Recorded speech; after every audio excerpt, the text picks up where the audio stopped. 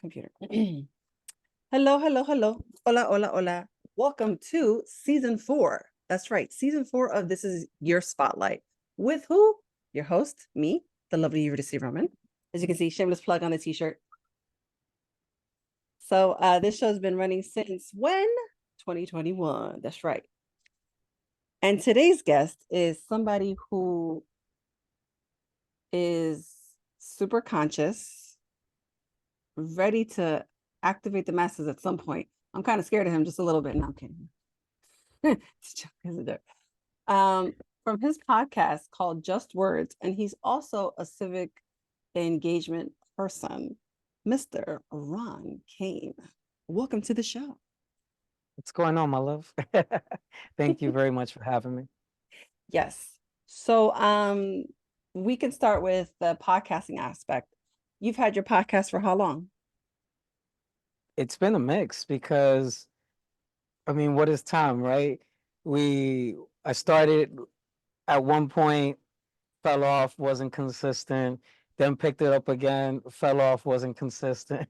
And it's one of those things where, I Okay. remember, no, like thinking back, so what, I had started in 2017 with just like a Zoom recorder and just recording two voices and then wanting to do everything in post production and thinking to myself, it Mhm. just audio, that was a lot of work. Mm. Um, and at the same time, I was in the process of opening up a small business, and so that was taking up a huge chunk of my time.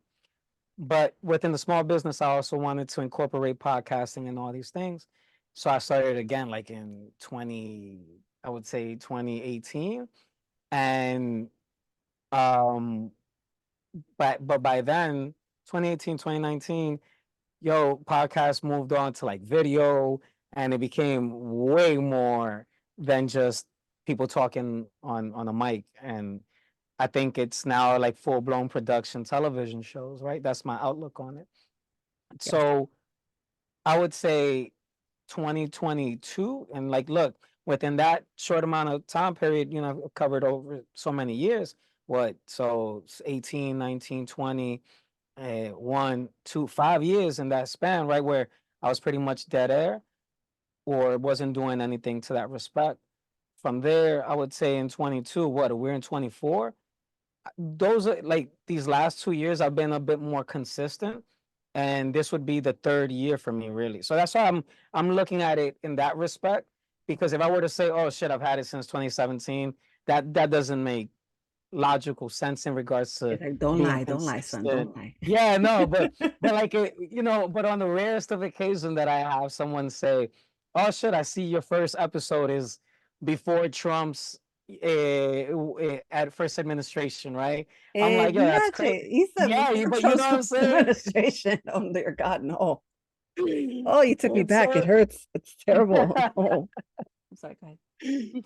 and so when you think of time in that respect, it's pretty wild. And also the amount of power we need to give time. But I would say consistently, and within the last 3 years, it was 2 years, and this being the third one, where I finally feel that I'm at a stage of where I've figured out techniques and solutions. Because man, you go from wanting to use your phone as the main camera to that not really like looking the way you want, and you're caught up in this entire loop of because striving for perfection, but ultimately you're never satisfied is satisfying that need or that feeling, and so you never put anything out.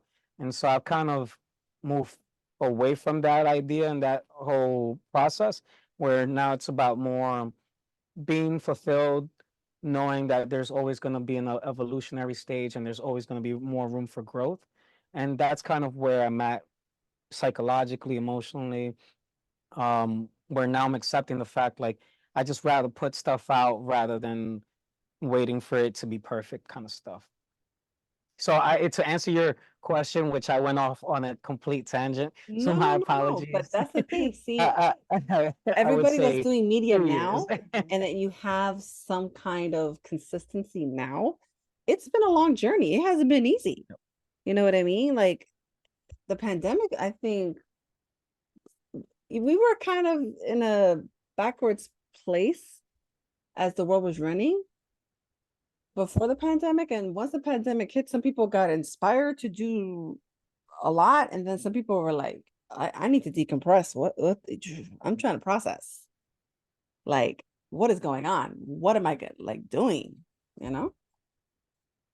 I So I yeah. would probably go enough to share and say that that stage of life either allowed you to see within yourself that you use this as an opportunity, or you stay in a stage of where you're going to focus on a lot of the ugliness that's happening in the world.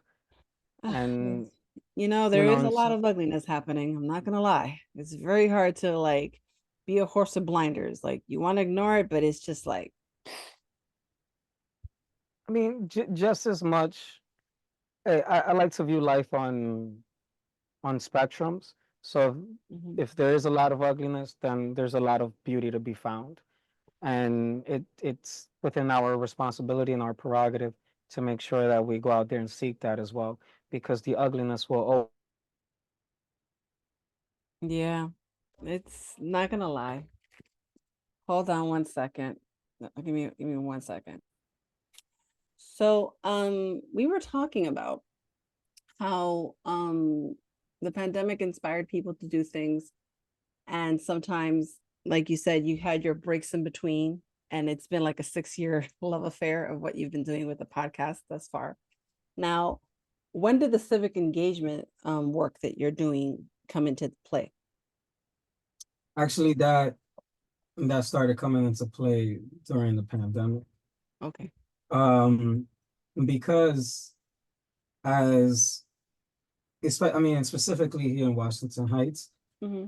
I was noticing a trend where you would see, and at the time I wasn't processing the aspects of how to navigate these type of conversations, but you would see a lot of syringe litter in the neighborhood, and people would use a lot of unkind words out of frustration that would depict the people that are in need of help, to say like we should get rid of them. And consciously I started becoming a bit more aware of how we keep talking about our own people, because the people that I was seeing on the streets are us. They are our people. They are black, they're brown, and they there are a lot there, and there are a few transient people that come from other neighborhoods, from Jersey and all that kind of stuff, and they're not Latino and not black. However, the the vast majority of them were people of color, and so one of the challenges I had on a moral perspective was how can we dehumanize our own, and I ended up going to um, one of our council representatives' town hall meetings, and you would hear a lot of the rage and frustration from the people of of the concerns, and rightfully so. No one should be having to worry about walking on the streets and potentially walk on and stepping on a needle, because if you think on in contrast, if this were in another neighborhood and someone's expensive little puppy were to accidentally swallow one of those needles, it might introduce a cause for raising awareness and outrage, and more action probably might take place. However, here it seemed like a lot of things were done kind of intentionally, but and when I say intentionally, you have to question the the the stance on a federal level of how these um these safe houses were being developed and designed for temporary purposes. And when you see that on a federal level that still was not accepted, you can tell that they were ready to shut shit down at any point. All of that was taking place coincidentally while we're having $400 million hotel being built literally right across the street from the site. Then you start looking at rezoning things that are happening a little bit further up north, and noticing that, $500 million is being invested in one development, and there are 4 developments being built within that block radius. Then you start acknowledging also the purposeful manipulation of the verbiage that is being used when a lot of these local representatives come to our neighborhood. Our borough president would come into our neighborhood and say, and he lives up here, not come, but he lives up here. And he would say quite often to a lot of Latino and older Latino that may not be aware of the English language and how things can have a lot of meaning. And he would say things like, oh, we need more affordable housing up here. And when you use words like affordable and you use it with people of less means, they would rightfully so assume, hey, you're talking to us in respect of introducing something that could be attainable. But then when you look at the numbers of what affordable housing and brackets were, you start looking at the average income for an affordable housing unit being within the ranges of $90,000 to $120,000. And that's supposedly the mixed one. And you're like, really? And you have smart, capable, and you would think conscious representatives signing off on this, and they very well knowing and being fully aware that the median income between Harlem and Washington Heights is 61,000. In Washington Heights alone, it drops down to 57,000. And this is for probably documented people. Now, if you probably put undocumented people, I'm sure that number probably even goes further down.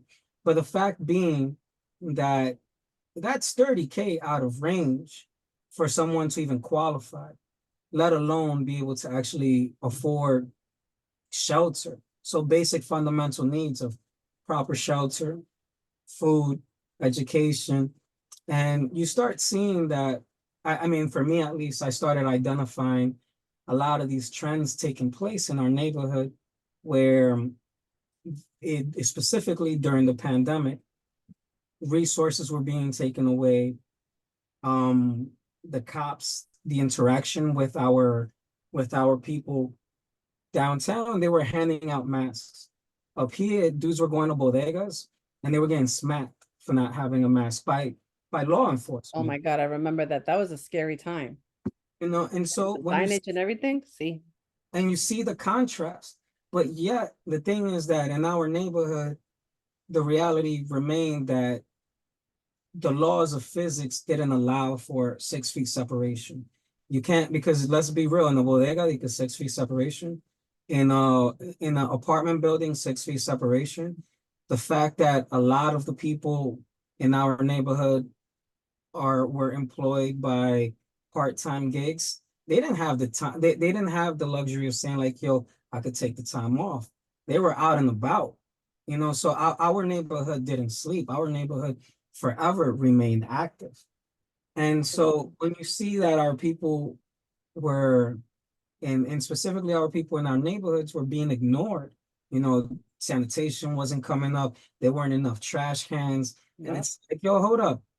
And so what happens is then you look on the news and the fear tactics that are being implemented specifically in our news networks, so Latino based, and in all the ones that are also designed for Black and Latino on the English speaking side, kept talking about how bad our crime rate is and how things are happening in our neighborhood. Meanwhile, heads is just walking in the street, but things happen, and so the constant negativity is being highlighted.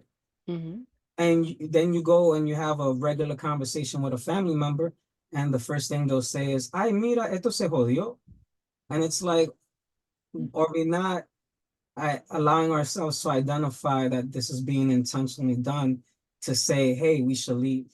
Because guess what?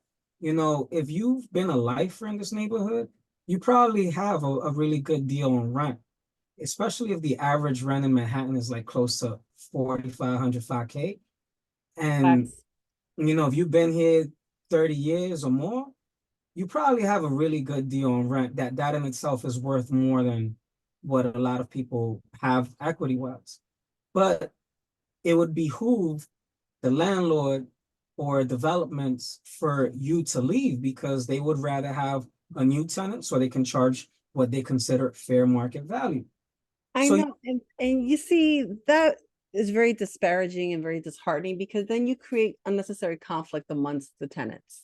and If you have 56 units and let's say 16 of those units are at market value and then the rest are maybe section 8, maybe rent stabilized or rent controlled or whatever have you, and if there's families that have been there for, like you said, 20, 30, up to 40 years. life is this is their home, you know. Exactly. And then that was always my, like, the major crux of my like discomfort. Because I used to live on 141st and Broadway. Shout out to them on on that building.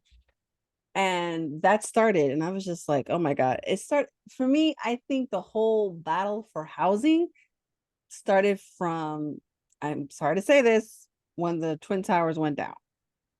Once they realized, oh wow, there's other spaces in Manhattan besides below 14th Street, that's when it became a scramble for everybody. And then the whole thing with affordable housing, like you said, it's unrealistic. It's not like concrete, something that someone who has been in a certain neighborhood can try to get into. You know how many housing lotteries I've applied to for affordable housing? And I'm always number 210, number 1,400, que sé yo qué. And I'm just like, okay, so I applied just for the hell of it. I didn't apply to really like try to do something. Well, this is the challenge, and this is what I'm trying to get at. That you know, all these things were and still are taking place in order for one to just voluntarily leave. It's easier for you to get frustrated rather than you staying and saying like, yo, rather than saying like, let me leave to one of these other places, why not work towards getting the current place that I'm at repaired? Because then the landlord will make it difficult for you. Then, Oh yeah. and then there are all these obstacles that are purposefully being implemented to make sure that that people within that in our community have been here for a very long time voluntarily leave. And then of course you have the payouts and all that kind of stuff. But my point, to circle back before, because I clearly went on a tangent, um, of how even these development companies aren't building homes for people, they're building homes for profit. So these are different attempts of how we we misinterpret the language, because when we're saying words like affordable, and then you have other people saying, well, we need true affordable. So it's like, hold up, the other affordable was a lie. And Exactly. then so the reason I decided to get into civic engagement was, rather than being upset, it was more about deciding to get involved in the conversation rather than saying, um, this is the way things are. I decided to say, all right, let me find out how we can begin to shift them. And I stopped using the word change, because one time walking in the hood on like 181st, I had a conversation with a homeless dude, and he just casually said, "Oh, because I said to him, man, shit is real when heads in the street are no longer asking for change, they just asking for $5, right?" No, yeah, they up their prices. And It he just goes, reminded me of the Fat Joe thing. It's like yesterday's prices is not today's prices. but my man flat out told me, he goes, change, change is what you get after you break a dollar. And politicians are the only ones always offering change. And I was like, damn. So that really like struck a chord with me. So I decided to be a bit more intentional with the words I share and I put out, because whether you believe in a higher power or you just believe in the universal laws of whatever and spirits, and if whatever we say is supposed to be from thought to manifested form, if we're continuously asking for change, then that's what we're going to continuously keep getting. We're going to continue to get the leftovers. And so now I start phrasing and sharing that we should begin asking for a shift because the money is there, Mhm. resources are there, we just need to shift them in our direction. And Right. so it's a little bit more of a different thought process because if we wish to be a bit more and if we wish to be a bit more have more intent with our words and manifesting our thought, then we should probably go follow through with that across the board. But that's why that's in a very long answered question why and when I decided to get into being a bit more involved in civic engagement. Okay, so we talked about you as a podcast, doing your podcast. Now we talked about civic engagement. Now, little people might not know, little did people know, excuse me, this is the correct phrase. You're also a short film maker. I mean, everything falls into creative and storytelling. Yes. Um, and so I did one short film and that also happened during the pandemic. I Hmm. I liked within your short film. I I like appreciate the it. buzz that you generated and that the fact you had a poster and like, you were committed to the cause. I was like, dang, I gotta do all that work.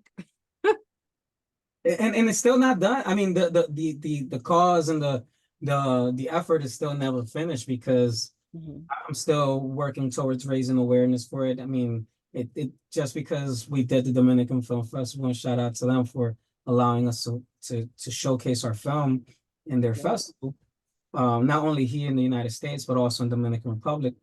We we still want to continue pushing it to other cities and all that kind of stuff. But and the effort there was remains the same mission, to raise awareness not only of us as a group and community and people, but having micro conversations that center about issues within our communities that we need to be a bit more candid about discussing towards working towards growth. Right? And one of the issues that we face as Dominicans, I see quite often, is there's a lot of colorism within our country and culture. And so I touch on that. But ultimately the film is called Beware of the Caller, which is on a macro level, a bigger issue at hand that people of color, black, brown, everybody face in a lot of other communities. But Mhm.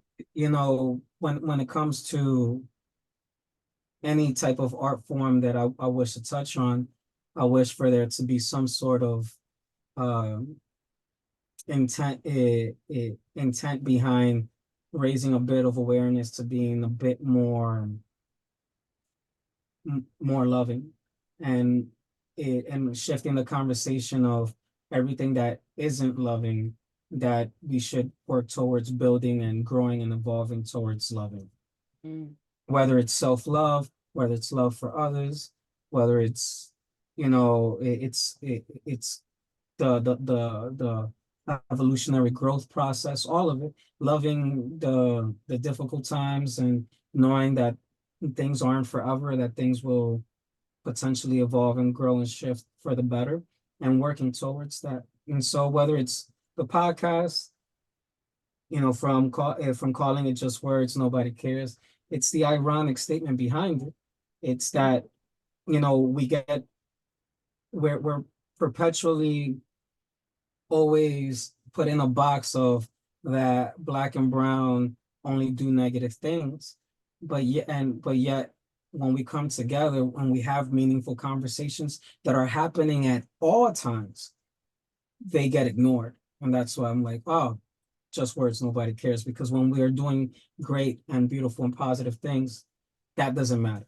But when something does go awry, then that's all that matters. No, it's true. It's very, very true. Yeah. And so, Well, and you I know, I think we've covered enough. yeah, my bad. I'm So like, no, no. I definitely a very mean that, long. Ron is a multifaceted person. So Oh, if you didn't know that about Ron, now you do.